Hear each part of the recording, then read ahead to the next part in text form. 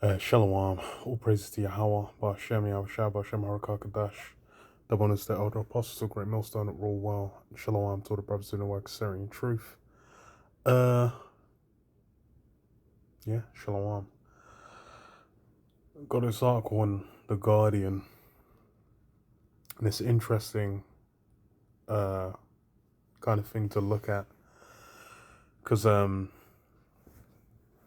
the key focal point of the war in Iran has been Strait of Hormuz, and then oil, gas, fossil fuels, as they call them, coming out of the Middle East, and then the long-term impacts that'll basically have on different different living communities, um, economies. So it says the damage is done. Global oil crisis has changed fossil fuel industry forever, IEA chief says. So yeah, and the reality of it is, yeah, it's more or less done. Because the thing as well is even with the situation before was to where um, Russia and Iran were sanctioned, but then the what do you call it? The cap on that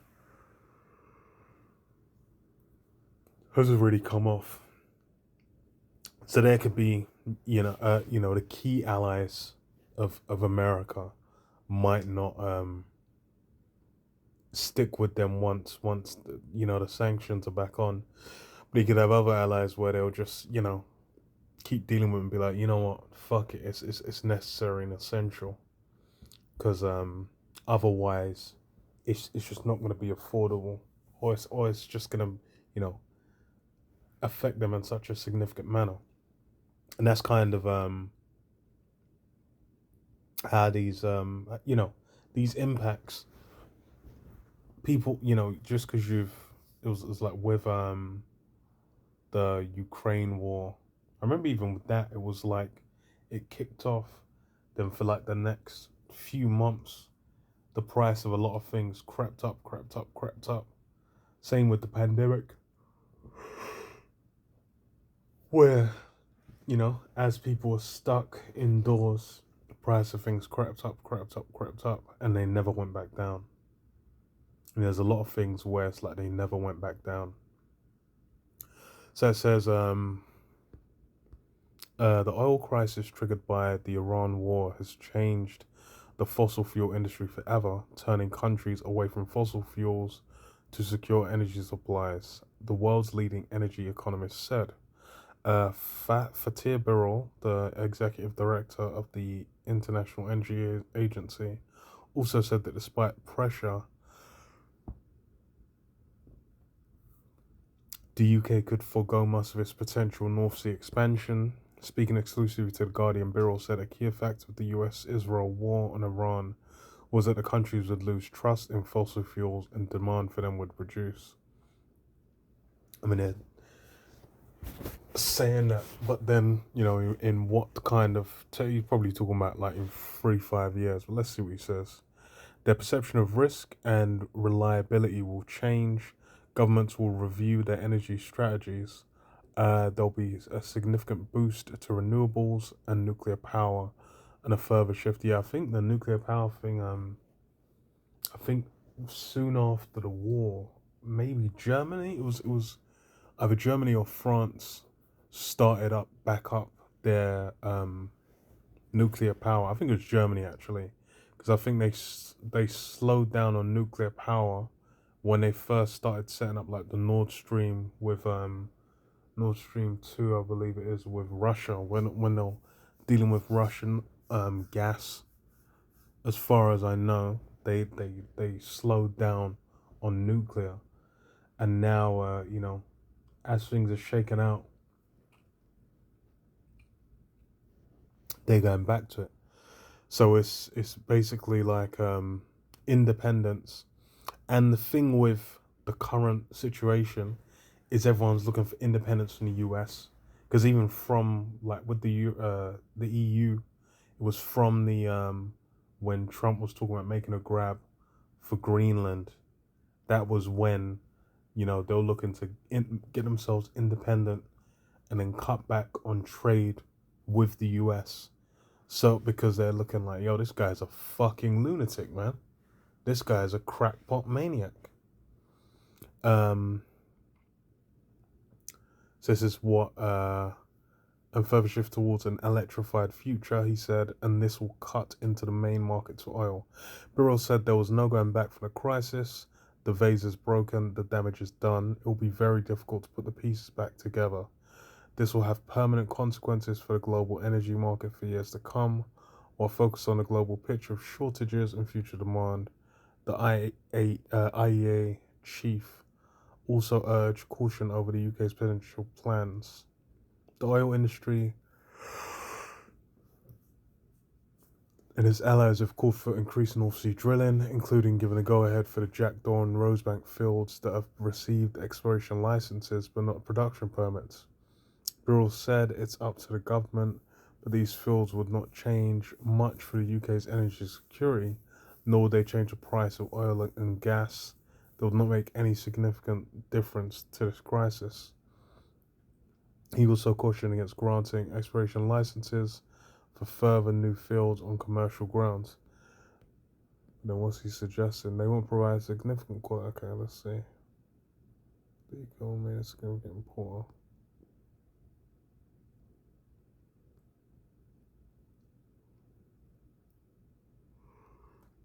Says in a wide-ranging interview, but a bit further down, in a wide-ranging interview, Birol said the vastly changed future outlook presented expanded opportunities for renewable energy, but also dangers that could throw progress on the climate off track.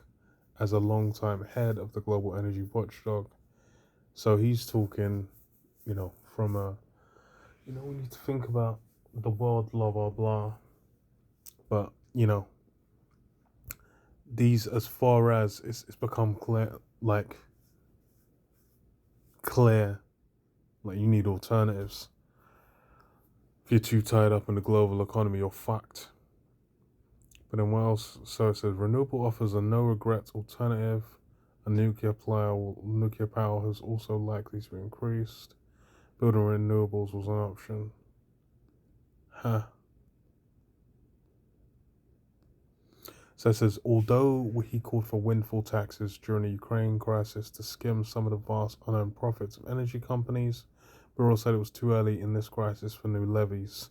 Impacts on fertilizer, food, helium, software, and other industries would continue even if the Strait of Hormuz reopened. Yeah, and that's the thing is like it's not just an open and shut kind of case, because even with it was the same thing with when that fucking tanker got stuck in the other strait, where it got stuck for like a week and change, or maybe it was just under a week. It was just under a week.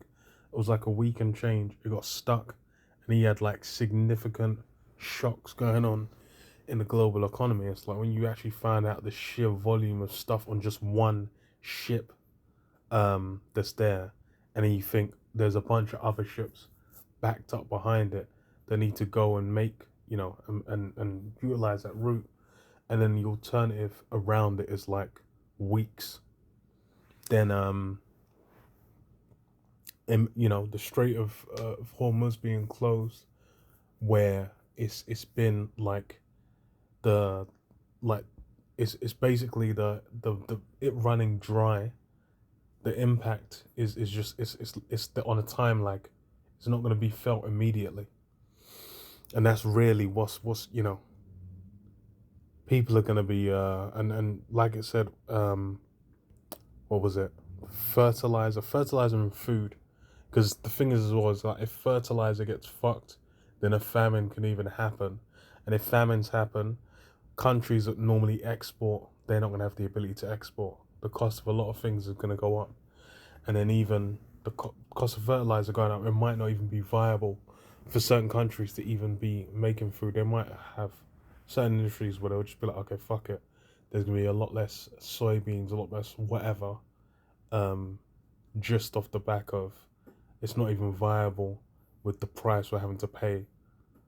And I think it's funny because it's like a lot of like farmers' food production is supplemented by governments, especially in the US and the UK and Europe, just so that there is local produce.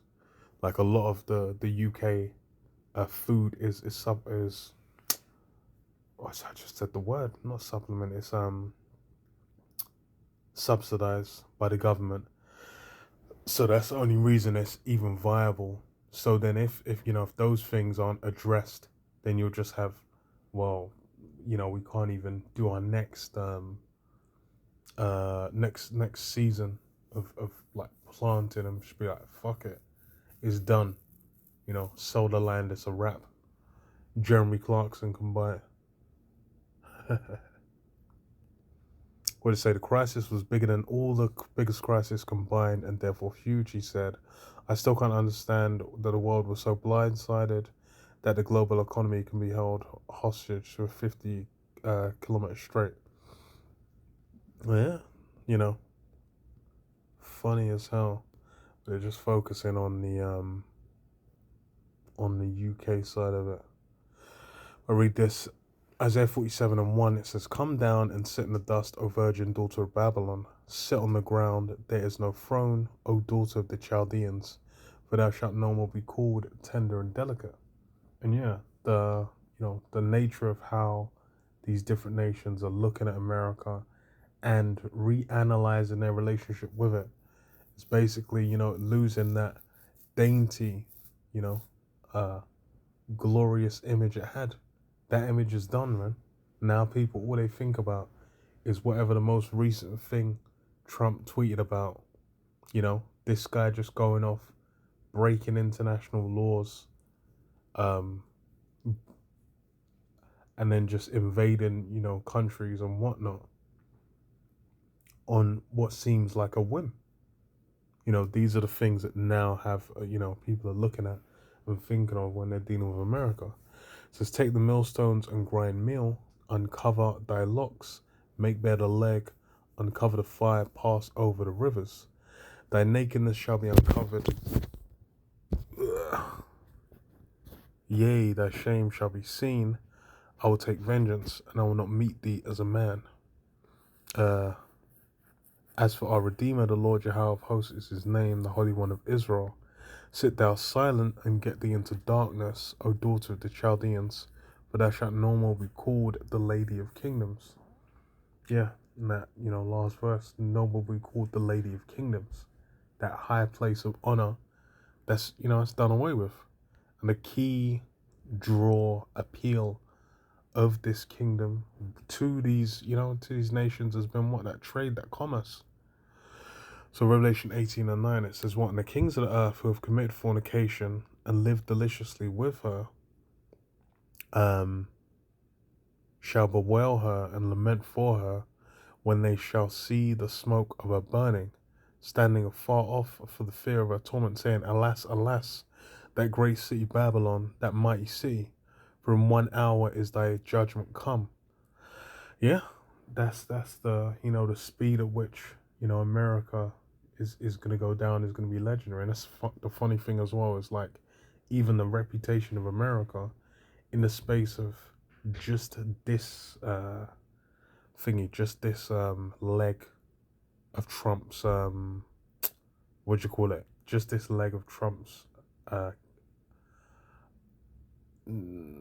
rule has basically completely shifted a great amount of how these different nations look at and talk about America. They're not thinking about America as those, even under Biden, it wasn't seen as anywhere near as glorious. But then it was really under like Obeezy, where they were still kind of seen as, an almost untouchable level of prominence. But then, with Trump because he's got that bluster where he just talks. He's a bag of hot air, as they call it. Then it's really just showcase. Oh, this these guys are a fucking mess. It says what for 1 hour their judgment. It says, and the merchants of the earth shall weep and mourn over her, for no man buyeth their merchandise any more, the merchandise of gold and silver and precious stones, and of pearls and fine linen, and purple and silk and scarlet and all fine wood, and all manner of vessels of ivory, and all manner of vessels of most precious wood, and of brass and iron and marble, and cinnamon and odors and ointments and frankincense and wine and oil, and fine flour, and wheat and beasts and sheep and horses and chariots and slaves and souls of men. Even souls of men up here to be bought and sold. But that trade, that capability to make merchandise, being able to go to the US and build wealth, abundance. These are the things that people are drawn into. That's really what they're going to be lamenting over. So it says, and the fruits that thy soul lusted after are departed from thee, and all things which were dainty and goodly are departed from thee, and thou shalt find them no more at all. The merchandise of these things which were made rich by her the merchants of these things that were made rich by her shall stand afar off for the fear of her torment, weeping and wailing and saying, alas, alas, that great city that was clothed in fine linen and purple and scarlet, and decked with gold and precious stones and pearls. For in 1 hour so great riches is come to naught, and every shipmaster and all the company in ships and sailors, and as many as trade by sea stood afar off and cried, when they saw the smoke of her burning, saying, what city is like unto this great city? And that's how, the dynamic is going to be. They're looking at like, that's America. That's the ultimate spot on earth, to go and make goods, make merchandise. But then even with the 1 hour, it's not something where, the fall of America, there was no signs. There was no build up. You didn't see it chipping away. You didn't see the decay over time where it went from, the 40s, the 50s, straight after World War II, where they were in supreme prominence. That dollar was supremely mighty. The influence of United States culture, military, all technology, all these different aspects, they're on the cutting edge, they're on the forefront. It didn't just teleport from that to where it's 2026 and you've got, a lunatic been put in office, to just completely take their image and swirl it around the toilet bowl. It's been a process. And that's the thing is all these different tasks and things that happen now where, it's all coming to a fullness where America's being looked at like a piece of shit, as well it should be.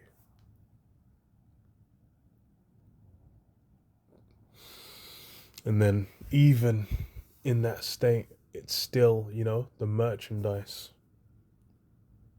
That's still the huge draw and appeal. And it's the ships as well. The whole industry of shipping containers, docks, these things are just supreme amounts of wealth and abundance being made, man. Legendary levels. If you're hijacking like a whole shipping container, one of these super shipping containers, you're moving like a fucking a pirate that found just a huge chest of fucking gold, man. That found, what was it, the Curse of the Black Pearl, man, the Pirates of the Caribbean, that chest, the Aztec gold, the cursed Aztec. You found the cursed Aztec gold. You know, that's how much merchandise there really is to be made.